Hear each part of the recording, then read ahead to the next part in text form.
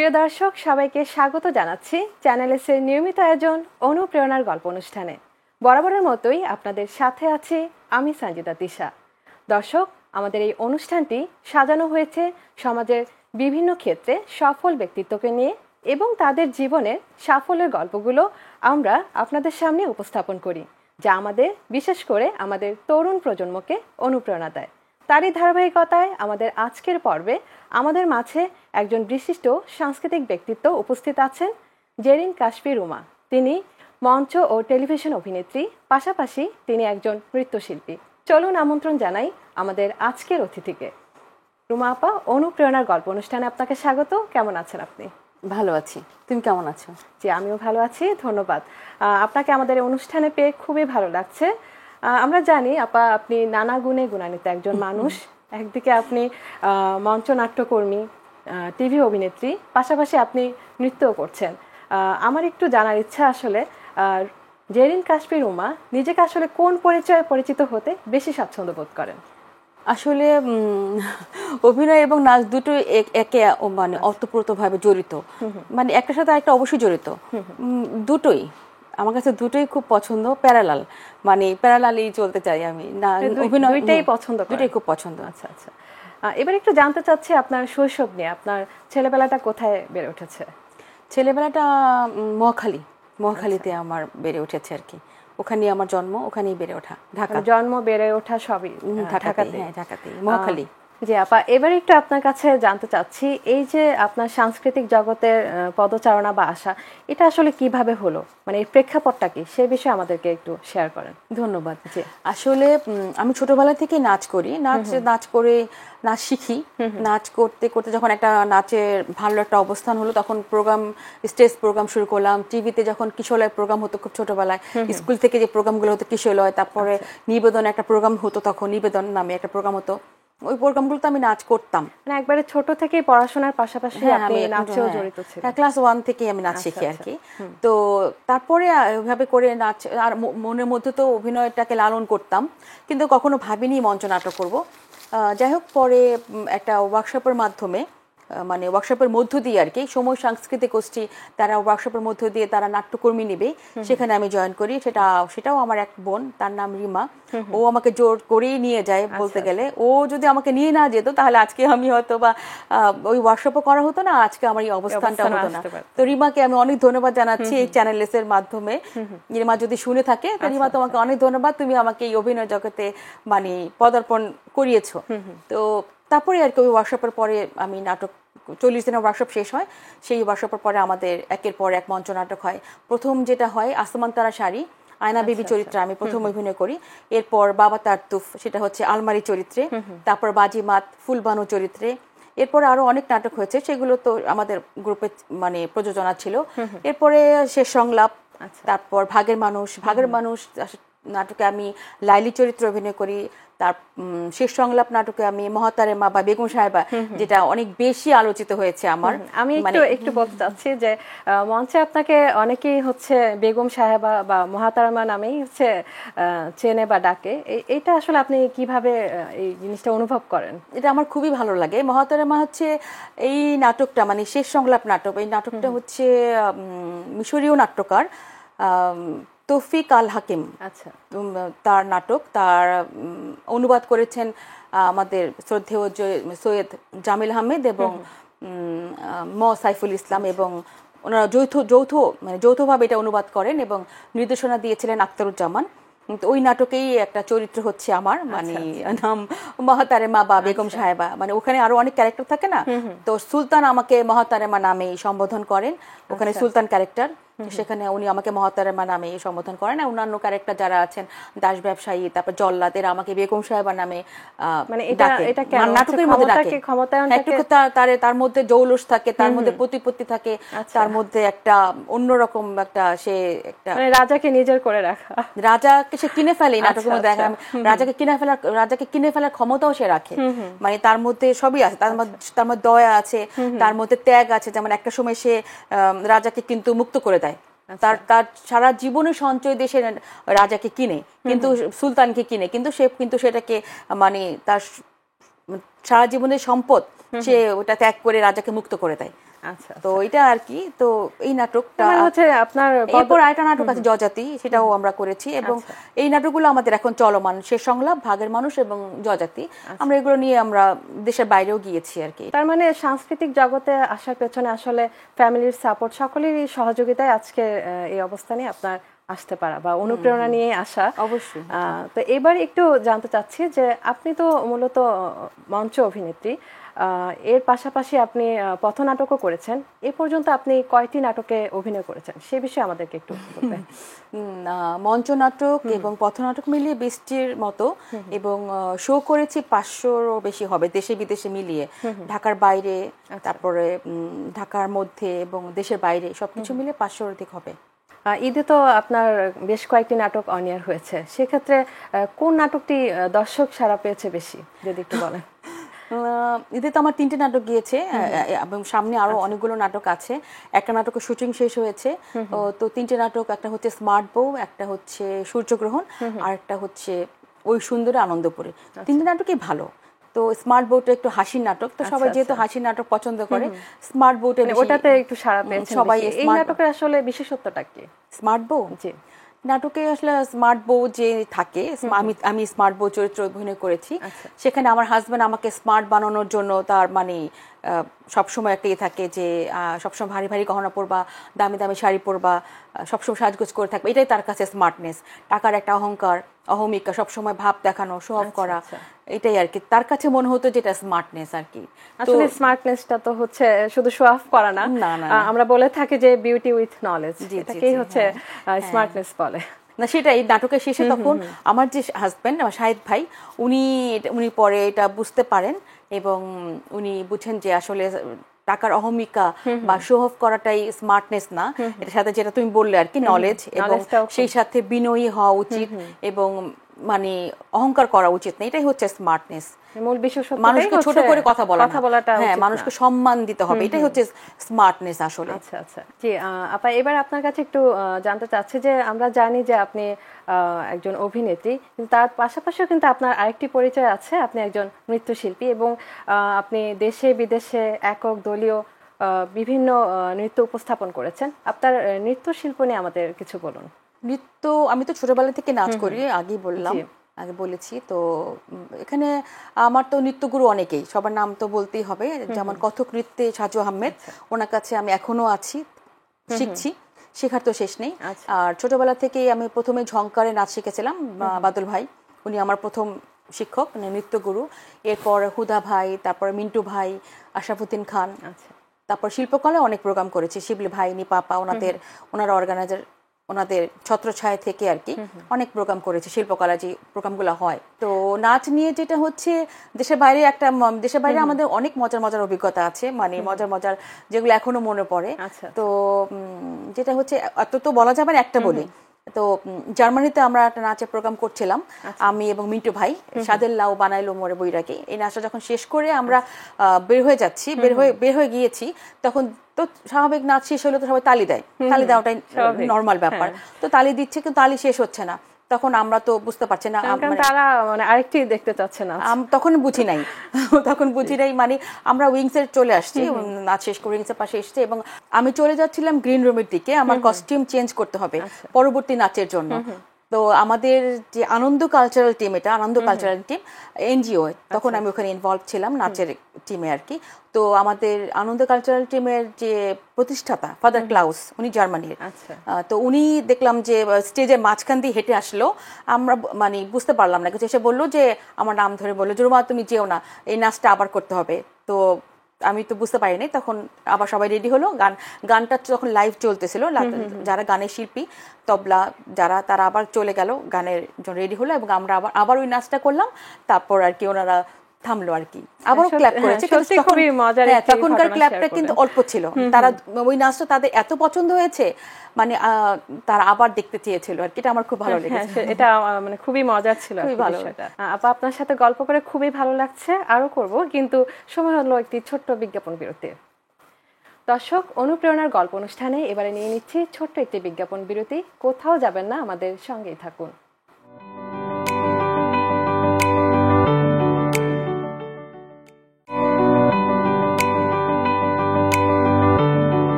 প্রিয় দর্শক, ফিরে এলাম বিরতির পর অনুপ্রেরণার গল্প অনুষ্ঠানে। আপনাদের আবারও স্বাগত। আমাদের সাথে আছেন বিশিষ্ট সাংস্কৃতিক ব্যক্তিত্ব জেরিন কাশফি রুমা।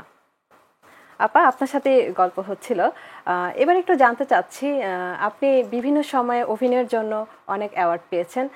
এমন কোনো অ্যাওয়ার্ড নিয়ে একটু বলবেন যেটি আসলে আপনাকে সবচেয়ে বেশি আনন্দ বা ভালো লাগা কাজ করেছে?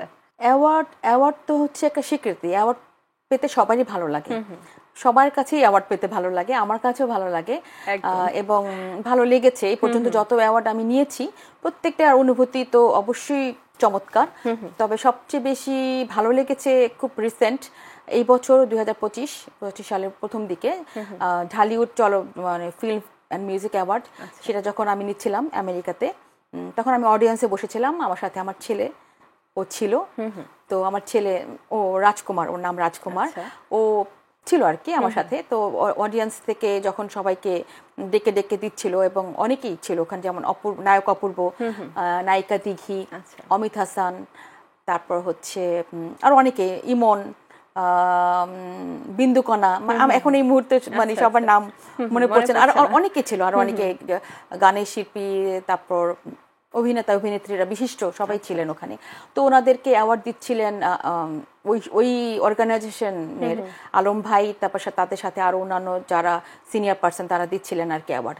তো নায়ক অপূর্বকে যখন অ্যাওয়ার্ড দিচ্ছিলেন তখন উনি অ্যাওয়ার্ড নিলেন। অ্যাওয়ার্ড নেওয়ার পরে উনি গানও গাইলেন। যাই হোক, আমার ছেলে অপূর্বর খুবই ভক্ত। মানে ও মনে হয় বাংলাদেশের একজন কি চিনে, সেটা হচ্ছে নায়ক অপূর্ব, আর কাউকে মনে হয় চিনে না। তো অপূর্বকে দেখে সে খুব মুগ্ধ হয়ে গেল, বলে মা মা মা অপূর্ব অপূর্ব। আচ্ছা ঠিক আছে। তো ও আমাকে বলছিল যে আচ্ছা মা, অপূর্ব যদি তোমাকে অ্যাওয়ার্ড দিত।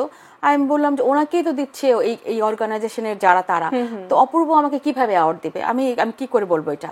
বা আমার মনেও ইচ্ছে করছিল যে ওনাকে যদি দিয়ে আমাকে অ্যাওয়ার্ডটা দিত।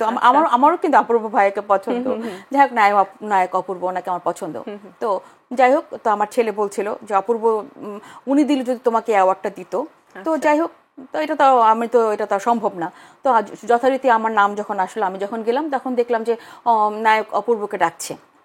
আমি বললাম কি ব্যাপার, উনি তো একবার অ্যাওয়ার্ড নিল, আবার কেন ডাকছে? হয়তো বা ভাবলাম যে উনি হয়তো আরেকটা অ্যাওয়ার্ড পাবে কিনা। তো যাই হোক, তো আমি স্টেজে গেলাম, যাওয়ার পরে দেখলাম যে অপূর্বর হাতে অ্যাওয়ার্ড দিচ্ছে। আমি বললাম ওনাকে আরেকটা অ্যাওয়ার্ড দিচ্ছে, কিন্তু কিছু বলছে না। তো তারপর দেখলাম যে আলম ভাই ইশারা দিচ্ছে আমাকে অ্যাওয়ার্ডটা দেওয়ার জন্য। তো এটা আমার তো মানে রাজকুমারের পছন্দের মানুষের হাত থেকে তখন আমাকে অ্যাওয়ার্ড দিল। তো আমি অ্যাওয়ার্ড নিলাম, তারপরে কিছুক্ষণ ওখানে দাঁড়িয়েছিলাম। যাই হোক, ভাইয়ের সাথে একটু কথা বললাম, জাস্ট হাই হ্যালো এইটুকুই। হ্যাঁ, আমাকে কংগ্রেচুলেট করলো যে এইটুক। তারপর আমি যখন চলে আসছি স্টেজ থেকে নেমে, তখন আমার ছেলে আমাকে বলছে মা মা তোমাকে তো অপূর্বই অ্যাওয়ার্ড দিল, তোমাকে তো অপূর্বই অ্যাওয়ার্ড দিল। মানে ওর যে মনের আশাটা পূরণ হয়েছে, আমার কাছে অ্যাওয়ার্ড পাওয়াচ্ছি ওইটা আমার বেশি, ছেলের আনন্দটা আমার খুব ভালো লেগেছে। ও আর এই অ্যাওয়ার্ড হচ্ছে আমাদের কাজের উৎসাহটাকেও কিন্তু বাড়িয়ে দেয়। আপনি তো কাজ করছেন এবং সামনে আরো করবেন। এখন এই মুহূর্তে আসলে আপনাকে সবচেয়ে বেশি অনুপ্রাণিত কে করছে? আমার যে এই জার্নির পেছনে সকলের উৎসাহ, মানে আমার ফ্যামিলির প্রত্যেকটা মেম্বার, সবচেয়ে বেশি আমার ফ্যামিলিকে সবচেয়ে বেশি বলি, আমার ভাই বোন, আমার খালা, আমার সবাই, মামা, সকলের এত সাপোর্ট ছিল। কিন্তু কেউ কিন্তু মানে সাংস্কৃতিক অঙ্গনে তারা কিন্তু জড়িত না। একমাত্র আমার ফ্যামিলিতে আমি অ্যাক্টিং করি এবং আমি নৃত্যশিল্পী। আর কেউ এখনো করেনি, হয়তো আসবে, সামনে আসতে পারে, হয়তো আমাকে দেখে আসতেও পারে। তো আমার ছেলে এখন আমাকে সবচেয়ে বেশি উৎসাহিত করছে। ওর ইচ্ছা আমি অনেক ফেমাস হই, অনেক ফেমাস কিছু করি। ও বড় পর্দায় দেখতে চায়, ও মানে অনেক বড় কিছু দেখতে চায়। ও ফ্রেন্ডদেরকে বলবে আমার মা এখানে কাজ করে, ওখানে কাজ করে, ও বলতে চায়। সে খুব প্রাউড ফিল করে। আমার ছেলে আমাকে বলে মা তুমি এমন কিছু করো তো আমি সব ফ্রেন্ডদেরকে বলতে পারি যে তুমি কিছু একটা করতেছো। তুমি ইউটিউব চ্যানেলে আসো না কিসের জন্য, তুমি টিভিতে আসো না কেন, তুমি সিনেমার পর্দায় আসো না কেন? তো বর্তমানে মানে এই মুহূর্তে এই সময়টাতে আমার ছেলে আমাকে সবচেয়ে বেশি সাপোর্ট করছে। মানে ওর সাপোর্ট এবং ওর উৎসাহ দেখে আমার কাছে মনে হয় যে না, আমি আরো বেশি অ্যাক্টিং করতে চাই, মানে আরো অনেক কিছু করতে চাই, করব। মানে কাজের প্রতি উৎসাহটা আরো বেশি বেড়ে গেছে। হ্যাঁ, তো আবার এবার একটু জানতে চাচ্ছি, আসলে সৃজনশীল এবং মননশীল মানুষ হিসেবে গড়ে উঠতে কিন্তু সাহিত্য চর্চার কিন্তু কোনো বিকল্প নেই। কিন্তু ইদানিং আমরা একটু দেখতে পাচ্ছি যে আমাদের যে তরুণ প্রজন্ম, তাদের মধ্যে কিন্তু এই সাহিত্য চর্চার ক্ষেত্রে একটি অনীহা কাজ করে এবং বেশিরভাগ সময় আমরা দেখতে পাই তারা সোশ্যাল মিডিয়াতে খুব বেশি আসক্ত এবং যার প্রভাবও কিন্তু খুব নেতিবাচক প্রভাবও কিন্তু আমরা দেখতে পাচ্ছি। তাদের আপনি আসলে কি ধরনের পরামর্শ দিতে চাচ্ছেন? এটা পরামর্শ তো দিবই, তার আগে আমি নিজেও পরামর্শ দিব, কারণ আমার ঘরে আমার ছেলেও একই অবস্থা, মানে সারাক্ষণ সোশ্যাল মিডিয়া, গেমস, এসব নিয়ে তার ব্যস্ততা। তো এটার ক্ষেত্রে আমি আমার নিজেকেও বলবো, আমার ফ্যামিলি মেম্বারকেও বলবো, প্লাস সকল বাবা মা এবং যারা সিনিয়র পার্সন, টিচার, সকলকে বলবো যে আমাদের বাচ্চারা মানে এই যে সোশ্যাল মিডিয়ার প্রতি এবং এই যে বর্তমান যে এই নেটের প্রতি তাদের যে একটা আসক্তি, এটা থেকে বের হয়ে আসতেই হবে। তা না হলে আমরা মানে আমাদের এই সমাজ পঙ্গু হয়ে যাবে। অলরেডি কিন্তু পঙ্গুদের দিকে যাচ্ছি আমরা। আমাদের অনেক বাচ্চাদের কিন্তু আমরা শুনছি যে এই অসুস্থতা, নেটের প্রবলেম কারণে, এই কারণে আমাদের বাচ্চাদের কিন্তু এখন আবার বিভিন্ন রকম অসুখ দেখা যায়। হ্যাঁ, ইউটিউবে হ্যাঁ বলা হচ্ছে, কারণ তারা কিন্তু অনেকে অসুস্থ হয়ে যাচ্ছে, হচ্ছে অনেকে হয়তো আমরা জানি না এগুলা।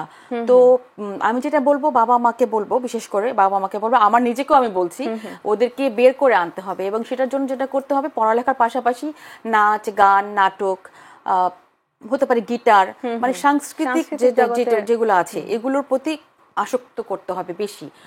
আগেই যদি আমরা সংস্কৃতি চর্চার বিকল্প নেই, কারণ হচ্ছে মোবাইল থেকে বের করে আনতে হলে ওদেরকে এটা করতে হবে এবং আমরা আগেই যেন মোবাইলটা ধরিয়ে দেই, তারপর ওদেরকে বের করে আনার চেষ্টা করি। এটা যাতে না করি, আগেই আমরা সাংস্কৃতিক অঙ্গনে তাদেরকে মানে ইনভলভ করার চেষ্টা করব, যাতে মানে ব্যস্ত রাখতে হবে তো ওদেরকে, তাই না?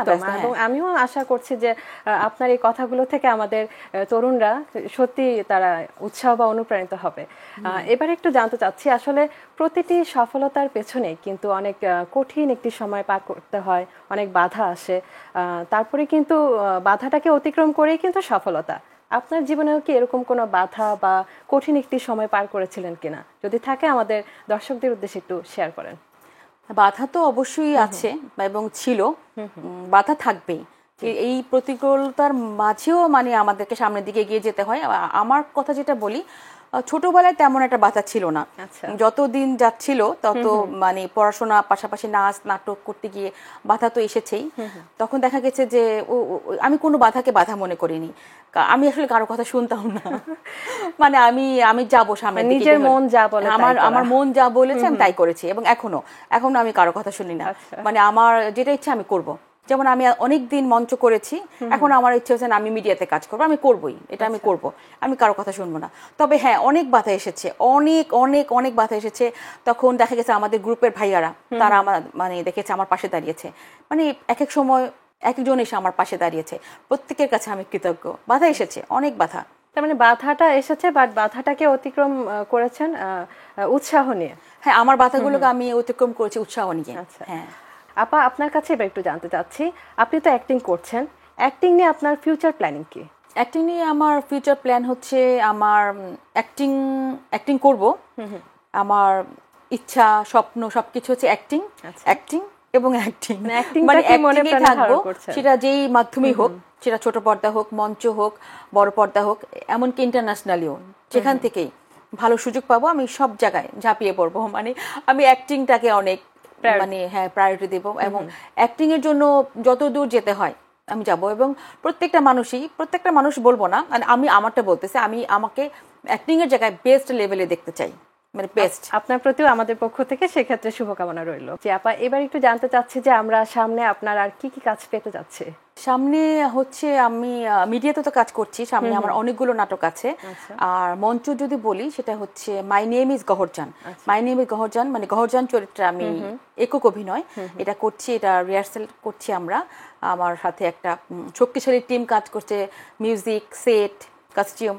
তো আমরা খুব সম্ভব সেপ্টেম্বর থেকে ডিসেম্বরের মধ্যে আমরা এই নাটকটা মঞ্চস্থ করব বলে আশা করছি।